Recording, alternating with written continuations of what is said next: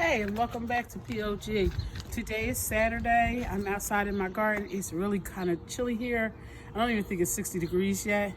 I wanted you to see all of the flowers that I have. This is a wildflower. I'm not sure what the name of it is, but because it has this pretty purple and yellow flower, I decided to keep it growing. These are daylilies. Now, daylilies, they're daylilies because they only flower for one day. But if you keep them healthy, you can keep blooming all season. Next to my daylily, I have a hosta. Then I have another daylily, a hosta, hosta, daylily, and then a hosta. In this case here, my husband and my son kept cutting my daylilies off, my hostas off. So I had to replant a new hosta, different variation than the other ones. So it's still a little baby still. On this side, we have miniature daffodils.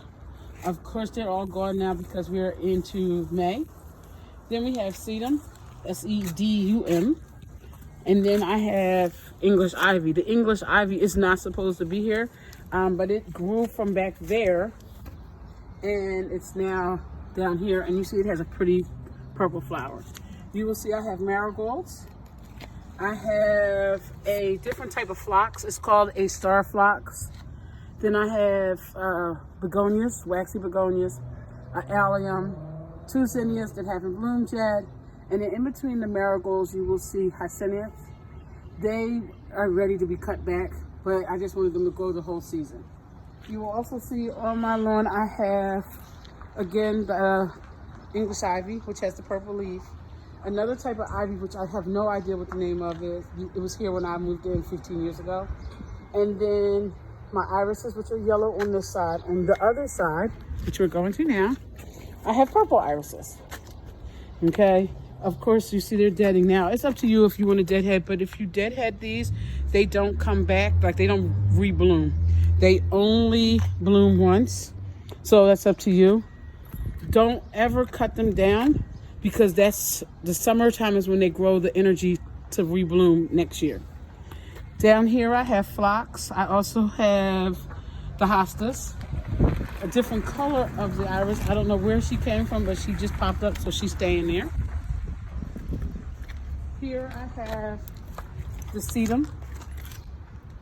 I forget what these are called, but I really love them. They change, every bloom is a different color on there. They last a couple of days and they fall off, and then you'll get more blooms. They're really nice in the summer, and they'll take over. So they're small right now, but by the end of the summer, they will fill up this whole area. Here I have a black-eyed Susan that is starting to grow. It has not matured yet. I'm seeing some bugs grow on it, so I'm going to have to worry about that. Look like little aphids, so I'm going to have to worry about that. And then here I have a butterfly bush. Hence its name. It's called butterfly bush because it brings butterflies, and I am a lover of butterflies. Coming up this step, we have Canna Lilies. That's the stalks that you see in the ground, the Canna Lilies. I'm also trying to grow back here some, and I'm gonna pull this because that's just a weed. This right here is a sunflower seed. And then I have hostas. In the center here, I have a elephant ear. It isn't doing anything. We are still early for growing in Philadelphia. Hostas and sedums growing in. I am a bird lover too, so you'll see it around my garden bird feeders. They also keep down some of the pests. So then we move in, and you can see my mother gave me 10 pots, so now I have to fill those pots. Down here along the house, I have iris, hosta. I have this right here is a Canna Lily. It's coming in. Zinnia. This is an iris. It didn't bloom this year, but that's okay. Canna Lily. These are going to be about 6 feet tall. They'll be red. That one will be yellow. I have, what is this called? This is, oh, I'll come back to it. I can't think of the name right now.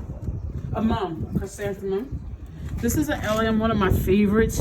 And you see it's got a pretty purple palm on it. Then I have white daisies that bloom in the fall. They have a beautiful bushy flower. Bushy plant and then they'll bloom white in the fall. More Canna Lilies, marigolds. I was told this is bee balm and not to pull it up, but I have no idea and I don't remember planting it. Wavy petunia, purple wavy petunia, starlight phlox, more Canna Lilies. Come on back to the back. This is my newest box. I know it's kind of late, but I did put kale in here and I put broccoli in here, but it's kind of late. First time ever trying these, so if it messes up, it's okay. It's an experiment. We'll see what happens. On this side of the house, I have tomatoes, steak tomatoes, cherry tomatoes, eggplant, and a melon. I've never grown eggplant melons before, so I'm trying those. I then have two more boxes on this side.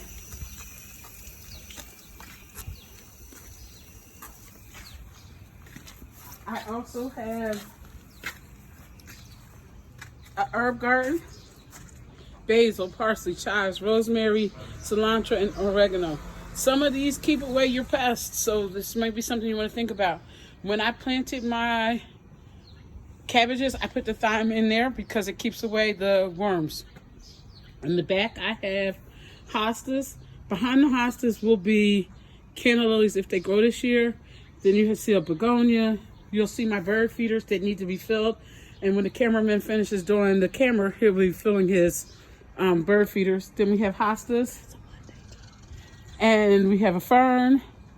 We had a tulip, no, daffodil.